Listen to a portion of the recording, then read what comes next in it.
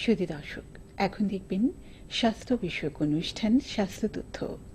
উপস্থাপনায় ডাক্তার সাইমা তাহরিন আহমেদ।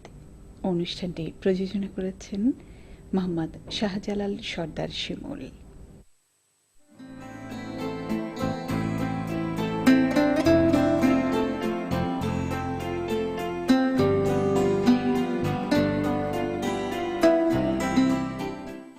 আসসালামু আলাইকুম।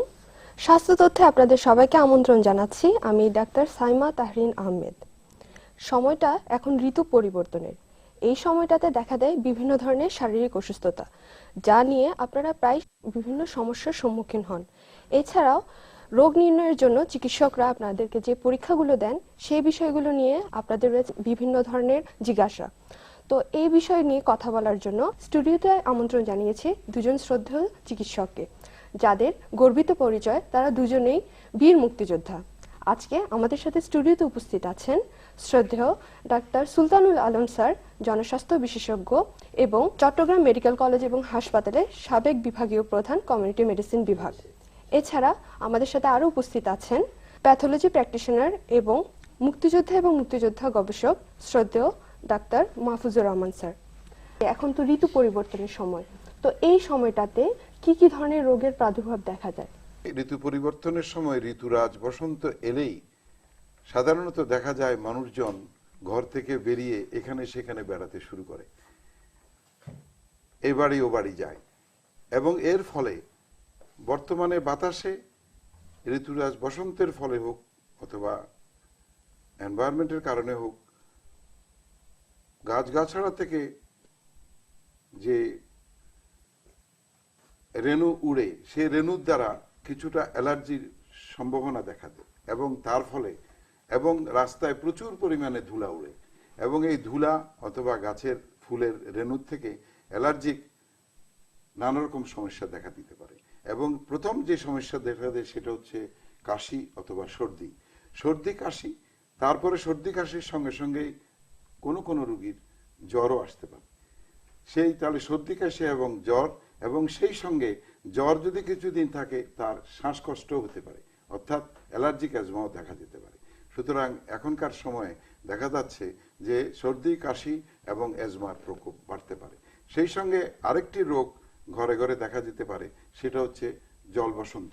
জল বসন্ত সাধারণত শিশুদের হয়, তবে বড়দেরও হতে পারে। সুতরাং এই সমস্ত রোগ থেকে, বিশেষ করে সর্দি কাশি, জল বসন্ত, অ্যাজমা, এগুলোর থেকে সতর্ক থাকা দরকার। তো স্যার, এই ক্ষেত্রে আমরা জানতে চাইবো যে জলবসন্ত হলে যে খাওয়া দাওয়ার ব্যাপারটা নিয়ে, যে বাচ্চাদের ক্ষেত্রে দেখা যায় যে মা বাবারা অনেক সময় খাওয়া দাওয়া নিয়ে উদ্বিগ্ন থাকেন যে কি খাবার তারা খাবেন, তো এই বিষয়টা নিয়ে আমরা জানতে চাই। বসন্ত বলতে আমরা আগে গুটি বসন্ত বুঝতাম, এবং গুটি বসন্ত এমন একটি রোগ ছিল, এই গুটি বসন্ত হলে আমাদের বাংলাদেশে হাজার হাজার লোকের মৃত্যু হয়েছে। কিন্তু আমরা সেই 1975 সনে গুটি বসন্তকে আমরা এই দেশ নয়, সারা পৃথিবী থেকে নির্মূল করেছি। সুতরাং আজকে গুটি বসন্তে আর লোক মারা যায় না, গুটি বসন্তে কেউ অন্ধ হয় না। সুতরাং কিন্তু বসন্তের যে একটা ভীতি, সেটা রয়ে গেছে। এখন সেটা গুটি বসন্ত ভেরিওলা মেজর থেকে হয়, সেটা আমরা যদিও আমরা নির্মূল করেছি, কিন্তু ভেরিওলা মাইনর, যেটা জল বসন্তের কারণ হয়, এই ভেরিওলা মাইনর এখনো আমাদের দেশে আছে, এবং এই সিজনে তা হয়। সুতরাং প্রশ্ন ছিল যেটা করতেছিলে যে আমরা খাওয়া দাওয়ার ব্যাপারে, ভাইরাল কোনো ডিজিজে খাওয়া দাওয়ার কোনো সম্পর্ক যেভাবে নর্মাল, বরং অনেকে আছে কি জানেন যে বাচ্চাদের যখন জল বসন্ত হয় তখন তার খাওয়া দাওয়া রেস্ট্রিক্টেড করে ফেলে, তার পানি খাওয়ানো কমিয়ে দেয়, এবং অনেক রেস্ট্রিক্টেড লাইফের মধ্যে নিয়ে আসে। কিন্তু দেখা যাচ্ছে এতে বাচ্চাদের ক্ষতি হওয়ার সম্ভাবনা আছে। বাচ্চারা যখন জল বসন্তে আক্রান্ত হবে, বা যে কোনো ধরনের সংক্রামক রোগে আক্রান্ত হবে, বা যে কোনো ভাইরাল ডিজিজে আক্রান্ত হবে, তখন তাকে প্রচুর পরিমাণে নিউট্রিশন অর্থাৎ প্রোটিন দিতে হবে। সেই সঙ্গে তার পানীয় জাতীয় খাবার অথবা পানি বেশি করে খাওয়াতে হবে। সুতরাং এখানের মধ্যে খাওয়া দাওয়া রেস্ট্রিকশন না করে তাকে ফলমূল, সবজি, প্রোটিন জাতীয় খাবার, এগুলা প্রচুর মানে বাড়িয়ে দিতে হবে, এবং সেই সঙ্গে প্রচুর মানে তাকে জলীয় খাবারও খাওয়াতে হবে। তো স্যার, পরিষ্কার পরিচ্ছন্নতা বা এই যে গোসলের ব্যাপারে একটা হ্যাঁ, একটা ব্যাপারে আছে কি, যখনই কোনো বাচ্চার জল বসন্ত হয় তখন মা বাবা বাচ্চার গায়ে পানি লাগাতে দেয় না। জল বসন্ত হওয়া মানে সারা শরীরে কিছু গুটি গুটি গুটি গুটি কতগুলো গুটি উঠবে এবং গুটিগুলো পানিতে ভরা থাকবে। এই পানিতে ভরা গুটিগুলোতে পানিতে সব এই গুটিগুলো ভাইরাসে ভরা এবং এই ভাইরাসগুলো গুটি ফেটে যদি অন্য জায়গা লাগায় সেখানেও এই গুটি দেখা যেতে পারে। সুতরাং প্রতিদিন যদি কিছু অল্প গরম পানি দিয়ে বাচ্চাদের গোসল করানো হয়, বরং এই ভাইরাসগুলো শরীর থেকে চলে যাবে এবং ভাইরাসের পরিমাণ কমবে এবং বাচ্চা অনেক ভালো ফিল করবে। তো যে চলাফেরার ক্ষেত্রে যে তাদেরকে অনেকের ক্ষেত্রে অনেক মা বাবারাই দেখা যায় যে শিশুদেরকে বদ্ধ ঘরে রাখতে চায় বা বাইরে যেতে দেয় না, তো এই ক্ষেত্রে কোনো রোগেই আমার মতে এই রোগীকে ঘরের ভিতরে জানালা দরজা বন্ধ করে রাখাটা ঠিক নয়। হাসপাতালে যে দেখেন ওরা কি জানালা দরজা বন্ধ করে হাসপাতাল চালাচ্ছে? সুতরাং যখনই কোনোভাবে এই যে রোগী যেই ঘরে থাকবে সেই ঘরে পর্যাপ্ত বাতাস চলাচল করতে হবে। একদিকে বাতাস ঢুকবে, আবার একদিক দিয়ে বাতাস বেরিয়ে যাবে। সুতরাং দেখতে হবে তবে যে বাচ্চার যাতে ঠান্ডা না লাগে, ওই ঠান্ডা না লাগার ব্যাপারে একটু সতর্ক থেকে ঘরের ভিতরে প্রচুর আলো বাতাস আসা যাওয়া করলে রোগী পক্ষে ভালো হবে। তো যে অতিরিক্ত চুলকানো বা চুলকানোর ক্ষেত্রে এই ক্ষেত্রে এটাও একটা সমস্যা। যখনই জল বসন্ত দেখা যায় তখনই রোগী ওই যে দানাগুলা, এই দানাগুলাতে চুলকানির সৃষ্টি হয়। কিন্তু রোগীর যদি হাতে বড় বড় নখ থাকে এবং নখগুলোতে যদি ময়লা থাকে, সেই নখ দিয়ে যদি সে এই জল বসন্তের এই যে গুটিগুলোকে চুলকায়, এগুলো ফেটে যায় অথবা ওই গুটিগুলোতে ব্যাকটেরিয়াল সংক্রমণ হতে পারে। সুতরাং অবশ্যই নখ রাখা যাবে না এবং নখ দিয়ে এগুলাকে চুলকানো যাবে না, না চুলকানোই ভালো। তো সংক্রমণটা প্রতিরোধ করার জন্য একই পরিবারের বাকি সকলে কি সচেতনতা অবলম্বন করবে? অবশ্যই যে কোনো ভাইরাল ডিজিজই একজন থেকে একজন যেতে পারে, তবে সবার যাবে যে কোনো কথা নাই। এক পরিবারের যদি 4টা বাচ্চা থাকে, একটা বাচ্চার সে ভাইরাল ইনফেকশন হবে, কিন্তু আর 3টা বাচ্চার তো তার বডি রেজিস্ট্যান্সের দ্বারা, তার রোগ প্রতিরোধ ক্ষমতার দ্বারা এটাকে তাকে প্রতিরোধ করতে সক্ষম হবে। সুতরাং সবার হবে না। সেই জন্যই বলতেছি যে ওই সময় বাচ্চাদের যদি খাওয়া দাওয়া সবার মিলে নিউট্রিশন ঠিক থাকে, রোগ প্রতিরোধ ক্ষমতা যদি তাদের ঠিক থাকে, তাহলে তাদের কোনো চিন্তা নেই এবং যেটা হয়েছিল অবশ্যই তা ভালো হয়ে যাবে এবং অন্য বাচ্চাদেরও তার সংক্রমণ হওয়ার সম্ভাবনা কম। তবে এই সময় এই বাচ্চার কোনো অবস্থাতেই স্কুলে যাওয়া যাবে না, কারণ স্কুলে অনেক বাচ্চা রোগ প্রতিরোধ ক্ষমতা কম আছে। সুতরাং এই বাচ্চা যদি কোনো কারণে যদি জ্বর নিয়ে এবং এই জল বসন্ত নিয়ে যদি সে যদি যায় স্কুলে, তাহলে তারা অন্য বাচ্চাকে সংক্রমণ করবেই। তো জলবসন্তের ক্ষেত্রে মানে এই ক্ষেত্রে কি অ্যান্টিবায়োটিকের কোনো ভূমিকা আছে? অ্যান্টিবায়োটিক আমাদের বাংলাদেশে এখন বহুল আলোচিত একটি ওষুধ।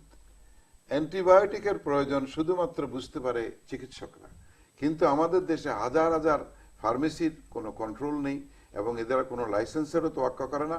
এরা যখন হাজার হাজার লোকজন অসুখে পড়ে তখন তারা ডাক্তারের ফিস দিতে যদি সক্ষম না হয় বা দিতে না চায়, তখন তারা ফার্মেসি দিয়ে চিকিৎসা প্রার্থনা করে। ফার্মেসির একটা এই অশিক্ষিত অর্ধশিক্ষিত ব্যক্তি তখন সবচেয়ে মোক্ষম যে ওষুধ অ্যান্টিবায়োটিক দিয়ে দেয়। আমার কথা হচ্ছে যে সর্দি, কাশি, এজমা এগুলাতে তো কোনো অ্যান্টিবায়োটিকের দরকারই নেই। এগুলা তার নিজের চলাফেরায় সতর্কতা থাকায় অথবা আরো সাধারণ ওষুধ নিয়ে, যেমন সর্দি কাশি হলে তার 48 ঘন্টা তো তাকে অবশ্যই কোনো ওষুধপত্র ছাড়া সামান্য অ্যান্টিহিস্টামিন নিতে পারে যদি নাক দিয়ে পানি পড়ে, অথবা তার কাশির জন্য অথবা সামান্য কিছু জ্বরের জন্য প্যারাসিটামল খেতে পারে, কিন্তু অ্যান্টিবায়োটিক নেওয়ার তো কোনো প্রয়োজন নেই। কিন্তু যদি সেটা 48 ঘন্টার বেশি হয়, জ্বর যদি বেড়ে যায়, রোগী যদি খারাপ থাকে, গলায় যদি অনেক ব্যথা হয়, মানে যদি কোনো ব্যাকটেরিয়াল যদি সেকেন্ডারি ইনফেকশন হওয়ার চান্স থাকে বা হয়, তখনই তাকে অবশ্যই অ্যান্টিবায়োটিক নিতে হবে। কিন্তু অ্যান্টিবায়োটিক নেবার বেলায় তার নিজে অথবা ফার্মেসি থেকে সেটা নিতে পারবে না, কারণ অ্যান্টিবায়োটিকেরও বহু ধরন আছে। তার জন্য কোন অ্যান্টিবায়োটিক দরকার, সে আগে কোন অ্যান্টিবায়োটিক খেয়েছে, অ্যান্টিবায়োটিক যাতে তার শরীরে ভবিষ্যতে রেজিস্ট্যান্ট না হয়। এবং আমাদের দেশে বর্তমানে অ্যান্টিবায়োটিক রেজিস্ট্যান্সের জন্য সরকার তথা এই দেশের মানুষ অত্যন্ত একটা ভীতিকর অবস্থায় আছে। আগামী দিনে যদি অ্যান্টিবায়োটিকের এইভাবে প্রচলন চলতে থাকে, ফার্মেসির থেকে যদি অ্যান্টিবায়োটিকের এইভাবে নির্দেশনা দেয়, তাহলে অদূর ভবিষ্যতে কোনো অ্যান্টিবায়োটিক আমাদের দেশে কাজ করবে না। তখন এই দেশে হাজার হাজার লোক মৃত্যুমুখে পতিত হবে। সুতরাং যদি এই কারণে যদি জল বসন্ত বা কোনো কারণে যদি অ্যান্টিবায়োটিকের দরকার হয়, তার শুধুমাত্র তার ফ্যামিলি ফিজিশিয়ান তাকে সাহায্য করতে পারে। ডাক্তারের পরামর্শ ছাড়া কোনো অবস্থাতে অ্যান্টিবায়োটিক জাতীয় কোনো ওষুধ নেওয়া যাবে না। তো স্যার এর কি প্রতিরোধ কোনো ব্যবস্থা মানে টিকা আছে কিনা? তো অবশ্যই জননেত্রী শেখ হাসিনা জাতিসংঘে এই টিকা দেওয়ার প্রোগ্রামের জন্য পুরস্কৃত হয়েছেন। বাংলাদেশ একটা ব্যাপারে গর্ব করতে পারে, সেটা হচ্ছে টিকাদান যে যে আমাদের প্রোগ্রাম, ইপিআই প্রোগ্রাম, গ্রামে গঞ্জে শহরে বন্দরে যে কোনোখানে এই টিকাদান কর্মসূচি অত্যন্ত সফলভাবে পরিচালিত হচ্ছে। এবং বাচ্চাদের এই 1 বছরের ভিতরে অনেকগুলো টিকা, হেপাটাইটিস বি থেকে শুরু করে ডিপথেরিয়া থেকে শুরু করে টিটানাস থেকে শুরু করে এগুলো অনেক কমে এসছে এবং এই টিকাদান কর্মসূচি সারা বিশ্বে প্রশংসিত হচ্ছে। আমাদের অবশ্যই এই জলবসন্তের টিকাও আছে এবং জলবসন্তের টিকা যদি দেয়া না থাকে, বাচ্চাকে অবশ্যই অল্প দামে আজকাল জলবসন্তের টিকা পাওয়া যায়, ইপিআইতে ওটা দেওয়া যেতে পারে, অথবা যে কোনো টিকাদান কেন্দ্রে গেলে জলবসন্তের টিকা সহজলভ্য। তবে যদি এই সিজনে এই যাদের টিকা দেওয়া হয় নাই তাদেরকে একটা টিকা তারা নিতে পারে এবং নিলে তাদের ভালো হবে, এটাই আমি মনে করি। স্যার আরেকটি প্রশ্ন, সেটা হচ্ছে পূর্ব সতর্কতার মাধ্যমে অনেক রোগই কিন্তু প্রতিরোধ করা সম্ভব, যেমন পরিষ্কার পরিচ্ছন্নতা একটা বড় বিষয়। তো এই বিষয় নিয়ে মানে আপনার কাছে পরিষ্কার পরিচ্ছন্নতা সব রোগেরই প্রতিরোধ করার আসল মূল মন্ত্র। পরিষ্কার পরিচ্ছন্নতাও অনেক রকম আছে, যেমন এই যে গোসল করা, এটাও তো একটা পরিষ্কার পরিচ্ছন্নতা। তা বাংলাদেশে একটা পরিষ্কার পরিচ্ছন্নতার ব্যাপারে WHO মানে ওয়ার্ল্ড হেলথ অর্গানাইজেশন অত্যন্ত উদ্বিগ্ন। সেটা হচ্ছে বাংলাদেশের মানুষ হাত পরিষ্কার রাখে না। টয়লেট থেকে আসার পরে হাত নানা রকম রোগের জীবাণু বহন করে এবং এতে অনেকে রোগে আক্রান্ত হয়। যদি হাত ঠিক মতো পরিষ্কার করে, পরিষ্কার মানে হাত মানে সামান্য একটু পানি দিয়ে নিয়ে হাত ধুলে সেটা কোনো কাজে লাগবে না। বিশেষ করে খাওয়ার আগে প্রত্যেক ব্যক্তিকে সাবান দিয়ে অত্যন্ত রগড়িয়ে, এবং একটা নিয়ম কানুন আছে যে হাতের সমস্ত যে আঙ্গুলগুলোর ফাঁক, এই ফাঁকগুলো অবশ্যই পরিষ্কার করতে হবে, তাকে নখগুলোকে পরিষ্কার করতে হবে এবং হাতের 2 পাশ পরিষ্কার করতে হবে। হাতের পরিষ্কার করার নিয়ম মেনে সাবান দিয়ে যদি কেউ হাত ধোয়, তাহলে এদেশের 50% রোগ হবেই না। আমাদের উন্নত দেশে দেখা যাচ্ছে যে আমাদের দেশে যে ডায়রিয়া হয়ে কত লোক টাকা পয়সা নষ্ট করে, সেই সঙ্গে ডায়রিয়ার সঙ্গে চিকিৎসা করতে গিয়ে তাদের টাকা পয়সা খরচ হয়, প্লাস ডায়রিয়াতে মৃত্যুমুখেও পতিত হয়। কিন্তু ডায়রিয়াতে যদি একটা লোক যদি ঠিক মতো যদি হাত ধোয় এবং হাত ধুয়ে যদি খাওয়া দাওয়া করে, তার ডায়রিয়া হওয়ার কোনো কারণ নেই। তারপরেও যদি কোনো কারণে কোনো ডায়রিয়া হয়, আমাদের ORS রয়েছে, সে ওরাল স্যালাইন যদি সঙ্গে সঙ্গে শুরু করে, এই রোগী মারা যাওয়ার কোনো কারণ নেই। সুতরাং আমাদেরকে অবশ্যই প্রতিটা খাওয়ার আগে এবং টয়লেট থেকে আসার পরে অবশ্যই ভালো করে হাত ধুতে হবে। তাহলে আমাদের এই দেশে শতকরা 50% রোগ থেকে এই দেশের লোক মুক্তি পাবে। স্যার এবার আমি আপনার কাছে আসব। তো আপনার কাছে আমার প্রশ্ন থাকবে যে রোগ নির্ণয়ে প্যাথোলজির ভূমিকা এবং যে চিকিৎসকরা যে রোগীকে বিভিন্ন পরীক্ষাগুলো দেন, এটা নির্দেশ মতো তারা কেন করবেন, এই বিষয় সম্পর্কে জানতে চাইবো। প্রথম কথা হলো আজকাল বিশ্বে অনেকটা এই ডায়াগনস্টিক নির্ভর চিকিৎসা ব্যবস্থা চালু হয়েছে, এটা আগে ছিল না। যেহেতু পৃথিবী উন্নত হচ্ছে, একদম পিন পয়েন্ট ডায়াগনোসিস যেটা বলে, সঠিক জায়গায় মানে সঠিক রোগটা নির্ণয় করার জন্য এখন এই ডায়াগনোসিসের কদরটা বাড়ছে। তো একজন ডাক্তার রোগী দেখার পরে সে আসলে দুটো জিনিস চিন্তা করে, কি হতে পারে কি না হতে পারে। সে 2 ধরনের মানে ইনভেস্টিগেশন সে দেয়।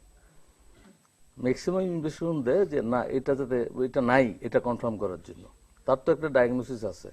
তার সাথে ওই যে আমরা যেটা বলি আরো প্রভিশনাল ডায়াগনোসিস কিছু থাকে, আরো এক্সট্রা, অর্থাৎ সে 4-5টা রোগ ঠিক করে, একটাকে সে পিন পয়েন্ট করে ঠিকই, কিন্তু বাকিগুলো আছে কিনা দেখার জন্য দেয় এবং ওই রোগটাকে পিন পয়েন্ট করার জন্য এই ইনভেস্টিগেশনগুলো দেয়। এবং এই কারণে এই আজকালকার আধুনিক বিশ্বে এখানে তো কম, বাইরে কিন্তু যাওয়ার আগেই $400 কি $500 টেস্ট আগে করে পরে ডাক্তার দেখাইতে হয়। অর্থাৎ ওই টেস্টগুলা রুটিন টেস্ট হিসেবে বিবেচনা করে আগে করে ফেলতে হবে।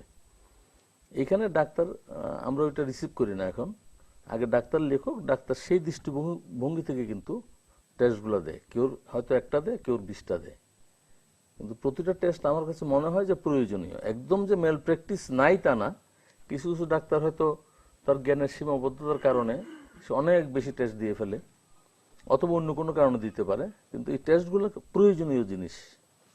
একটা মানে একটা জিনিস লক্ষ্য করলে দেখবা যে ডাক্তাররা টেস্ট বেশি দেয়, তারা কিন্তু ওষুধ খুব কম লেখে, খুবই কম লেখে, 2-3টার বেশি ওষুধ তারা দেয় না। এখন রুগীদের চয়েস করতে হবে আমি বেশি টাকার টেস্ট করে কম ওষুধ খাবো, না টেস্ট না করে বেশি ওষুধ খাবো। বেশি ওষুধ খাওয়াটা কিন্তু যে কোনো রুগীর জন্য, শরীরের জন্য ক্ষতিকর। এই জন্য টেস্ট করাটা দরকার। তো স্যার অনেক রোগীর ক্ষেত্রে দেখা যায় একই পরীক্ষার রিপোর্টটা ভিন্ন ভিন্ন ডায়াগনস্টিক সেন্টারে বিভিন্ন রকম আসে। তো তারা এর সঠিক নির্ণয় যে এটা পরীক্ষাটা সঠিক, এ ব্যাপারে তারা নিশ্চিন্ত হবেন কিভাবে? এটা একটা কমন কমপ্লেইন। আসলে ওই নরমাল রেঞ্জ বলে একটা কথা আছে, এরকম একটা থাকে, মানে এই পর্যন্ত এটা লোয়েস্ট রেঞ্জ, মানে এই পর্যন্ত এসে লোয়েস্ট হাইয়েস্ট আছে। এইখানে একটু ভেরিয়েশন থাকতে পারে, যেমন সুগার কেউ 80 পাইলো, কেউ 90 পাইলো, it's all the same. Platelet কাউন্টে অনেক রুগী এসে বলে যে অমুক ল্যাবরেটরি 2.5 লাখ পাইছে, 2.5 মিলিয়ন পাইছে, আপনি 3 মিলিয়ন দিলেন, এটা কি ব্যাপার? ও 2 লাখ পাইছে, আরেকজন 3 লাখ পাইছে, এটা একই সেম ভ্যালু করে। কাজেই এই ভেরিয়েশনটা রুগীরা যদি বুঝতো তাহলে এই প্রবলেমটা হতো না। আরেকটা ভেরিয়েশন আছে, আমরা তো একেবারে আল্লাহর হস্তে, রিএজেন্ট ঠিক আছে কিনা, রিএজেন্ট কিভাবে আসতেছে, কারণ আমরা তো রিএজেন্ট নির্ভর, ম্যাক্সিমাম টেস্ট রিএজেন্ট নির্ভর। এই রিএজেন্টগুলোর কোনো ভ্যালিডিটি কিন্তু চেক করার কোনো কর্তৃপক্ষ বাংলাদেশে নাই। আমরা যেটা করি, আগে রিএজেন্টের সাথে আগে রিএজেন্টের 3টা দিয়ে 3টা টেস্ট করি, একই টেস্ট নতুন রিএজেন্টে করি। অর্থাৎ আমাদের 3টা টেস্ট আমরা স্যাক্রিফাইস করি খুব উচ্চ মূল্যের রিএজেন্টের, করে আমরা ঠিক করি। এমনি বিদেশে যেটা করে সেটা হলো যে যখন এই ভেরিয়েশন বেশি আপস অ্যান্ড ডাউন করে, তখন তারা রাষ্ট্রীয়ভাবে বসে বিভিন্ন ল্যাবগুলোকে ডেকে একটা স্ট্যান্ডার্ড ঠিক করে দেয়। আমাদের এখানে পদ্ধতিগুলো নাই, যার ফলে এই ভেরিয়েশনটা হতে পারে। এটা কারেক্ট করার উপায় হলো, যদি ডাক্তার সাহেব মনে করেন যে এই রিপোর্টটা ঠিক হয় না, তাহলে তাকে একই ল্যাবরেটরিতে পাঠানো উচিত। তাহলে সেই ল্যাবরেটরি বুঝতে পারবে তার রিপোর্টটা ঠিক যাচ্ছে না, সে তার এন্টায়ার প্রোফাইল চেক করবে, করে তার ল্যাবরেটরিকে সংশোধন করতে পারবে। আর আরেকটা উপকার হলো, রোগীর কাছে ওই ল্যাবরেটরি আর দ্বিতীয়বার ফিস নিচ্ছে না। মানে একটা টেস্ট করলো 2000 টাকা দিয়ে, সে আরেক ল্যাবরেটরিতে করে আনলো, লাভ কি? ওই ল্যাবরেটরি যে কারেক্ট, এটার তো কোনো নিশ্চয়তা নেই। কাজেই সমাধান হলো একই ল্যাবরেটরিতে টেস্টটা আরেকবার করানো। অভিযোগ থাকে সকলের যে ডায়াগনস্টিক সেন্টারগুলোতে পরীক্ষার জন্য উচ্চমাত্রার ফি নেওয়া হয়, এবং এছাড়া যে চিকিৎসকরা নিজেদের সুবিধার্থে মানে অনেক ধরনের পরীক্ষা দেন বা কমিশন নেওয়ার জন্য। তো এই ব্যাপারে আপনার বক্তব্য জানতে চাই। প্রথম কথা হলো যে পরেরটা আগে বলি, যে কমিশন নেওয়ার ব্যাপারটা আসলে বিশ্বব্যাপী চালু হয়ে গেছে। এইটা সিঙ্গাপুরে আছে, উনি ভালো বলতে পারবেন, ইন্ডিয়াতে আছে, আমাদের এখানে যে নাই এই কথা বলবো না।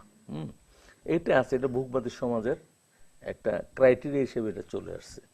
আর উচ্চ মূল্য বলতে যেটা বুঝি, যেমন আমরা একটা ইউরিন 100 থেকে 150 টাকা নেই, আমি মনে করি অত্যন্ত কম মূল্য। কারণ একজন প্যাথোলজিস্ট তার সাইন করার জন্য হি ক্যান ক্লেম 400 টাকা, তারপরে টেস্টের দাম। কাজে একটা ইউরিন যদি লিগেলি আমি যদি করি, সেটার দাম হবে 450 থেকে 500 টাকা। সিম্পল ইউরিন আমরা নেই 100 থেকে 150 টাকা। কাজে এই যে উচ্চ মূল্যের যে কথাটা, এটা কিন্তু অভিযোগটা ঠিক না। বিদেশে এই ইউরিন কিন্তু কত ডলার, সম্ভবত 10 কি 20 ডলার নেই। যেমন আমরা হরমোন করি 500 টাকা দিয়ে বা 600 টাকা দিয়ে, বিদেশে ওইটা নেয় 500 ডলার বা 600 ডলার। একই রিয়েজেন্ট, একই মেশিন। কাজেই উচ্চ মূল্যের কথাটা এটা আমার মনে হয় যে এটা সঠিক না। যেহেতু রোগীরা গরিব, তাই তারা এই কমপ্লেনটা আসে। এবং এটার সমাধান হলো, সরকারি হাসপাতালগুলো তো সব টেস্ট দক্ষতার সাথে চালু করলেই এই কমপ্লেনটা আসবে না। আসলে আমাদের সরকারি হাসপাতালগুলো, উনিও ছিলেন, ওইটা একটা তোমরা যারা ডাক্তার আছো ওখানে ওই সময় কাটানোর জন্য যাও, মানে ওখান থেকে আরেক জায়গায় যাবা, পোস্ট খালি আছে চলে আসো। প্যাথোলজিস্ট তৈরি করে যদি প্রত্যেক হাসপাতালে সব টেস্টগুলো করা হয়, তাহলে ডেফিনেটলি এই হাসপাতালে অনেক কম মূল্যে করতে পারবে। কারণ একটা ল্যাবের তো তার এস্টাবলিশমেন্ট কস্ট আছে, স্যালারি আছে, ইত্যাদি অনেক কিছুই আছে। এই সমস্ত বিবেচনা আমি বলতে পারি যে আমরা বেশি টাকা নিই। এটার ব্যাপারে একটু বলি যে এই যে সরকারি হাসপাতালগুলোতে যদি গরিব মানুষের জন্য সঠিকভাবে এই ধরনের রোগের নির্ণয়ের ব্যবস্থা থাকে, তাহলে হবে কি, এই লোকগুলো অযথা ক্লিনিকে যাবে না বা প্রাইভেট ল্যাবরেটরিতে যে এই যে উচ্চ মূল্যগুলো বলবে না। তারা সরকারি হাসপাতালে যে যদি সার্ভিস পায়, তাহলে করবে কি, দুটাই, যাদের সম্ভব তারা যাবে প্রাইভেট ক্লিনিকে, তাদের কাছে মনে হবে না যে একটা ইউরিন 150 টাকা দিয়ে করলে বেশি পয়সা খরচ হলো, কারণ তারা জানে বিদেশে এই ইউরিনটা করতে গেলে তাদের 1000 টাকা দিতে হবে। সুতরাং তারাও সন্তুষ্ট থাকবে এবং তারা এখান থেকে পারচেজ করতে পারবে। কিন্তু আমাদের দেশে গরিব মানুষেরা পারচেজ করতে পারে না, এই জন্যই তাদের কমপ্লেইন যে আমাদের থেকে টাকা বেশি নিচ্ছে। তো তাদের জন্য সরকারের সমস্ত হাসপাতাল উপজেলা লেভেলে, আমি তো বলি ইউনিয়ন লেভেলে, যখন ইউনিয়ন লেভেলে একটা কেন্দ্র আছে, আমাদের দেশে কিন্তু স্বাস্থ্যের অবকাঠামো অত্যন্ত ভালো। বর্তমানে প্রতিটা গ্রামে কমিউনিটি ক্লিনিক আছে, প্রতিটা গ্রামে ইউনিয়ন হেলথ সেন্টার আছে। সুতরাং এই সমস্ত গুলাতে কিন্তু কোনো ডায়াগনোসিস নাই। দক্ষিণ পূর্ব এশিয়ার সবচেয়ে শক্তিশালী স্বাস্থ্য অবকাঠামো এই দেশে, আমাদের দেশে। সমস্যা হলো ইউনিয়ন লেভেলে যদি ওখানে যদি একজন প্যাথোলজিস্ট দিয়ে বা একজন টেকনোলজিস্ট দিয়েও, যেমন এখন গ্রামে টিকা নিয়ে যাচ্ছে একজন টেকনোলজিস্ট, ওটাতে কোনো কমপ্লেইন হচ্ছে না। আবার টিকা কিন্তু যারা পয়সা দিতে পারে তারা কিন্তু যাচ্ছে প্রাইভেট ক্লিনিক, তো সেখানে তো কোনো বলতেছে না উচ্চ মূল্য। কেননা ওই যে গভর্নমেন্টের টিকাদান ব্যবস্থাটা অত্যন্ত শক্ত, মানুষ বিনা পয়সায় বাড়িতে বসে বা তার গ্রামে বসে টিকা পাচ্ছে। বাইরে যে টিকা 1000 টাকা সেটা বিনা পয়সা। আমাদের দেশে এই যে এই ডিপিটি অথবা অন্যান্য টিকাগুলো, এগুলো কিনতেও পারবে না, এগুলো এত বেশি দাম। এগুলো ইউনিসেফ WHO পয়সা দিয়ে দেয় বলে আমরা দিতে পারি। তো সুতরাং এগুলো গ্রামে গঞ্জে যখন বিনা পয়সা পাচ্ছে, কখনো শুনছি যে টিকাটা উচ্চ মূল্য দেয়, এটা আসতেছে না। আর যারা গ্রামে অথবা বিনা পয়সা নিবে না, তারা প্রাইভেট ক্লিনিকে যে টিকা নিচ্ছে। সুতরাং আমাদের এই ব্যবস্থাটা অত্যন্ত ভালো চলছে। উনি এইটাই বলতেছিলেন যে ডক্টর মাহফুজুর রহমান, যে যদি এই সরকারি গ্রাম লেভেলের হাসপাতালগুলো থেকে শুরু করে উপজেলা কমপ্লেক্স থেকে শুরু করে মেডিকেল কলেজ পর্যন্ত হাসপাতালগুলোতে যদি প্যাথোলজির এই যে রোগ নির্ণয় ব্যবস্থা ভালোভাবে হয়ে এবং বিনামূল্যে বা অল্প মূল্যে যদি এটা হয়, তাহলে আমাদের আর রোগের, এবং এটা কঠিন কোনো কিছু না, কঠিন কিছু না, টিকার মতোই এটাও মানুষে গ্রহণ করবে এবং যার যেখানে ওই যে উচ্চ মূল্য নেওয়ার অভিযোগটা এটা আসলে থাকবে না বা এটা সঠিকও না। তো স্যার, আপনাদের ব্যস্ত সময়সূচি থেকে আমাদেরকে সময় দেওয়ার জন্য আপনাদের দুজনকে অসংখ্য ধন্যবাদ। প্রিয় দর্শক, এতক্ষণ আমাদের সাথে থাকার জন্য আপনাদের সকলকে অসংখ্য ধন্যবাদ।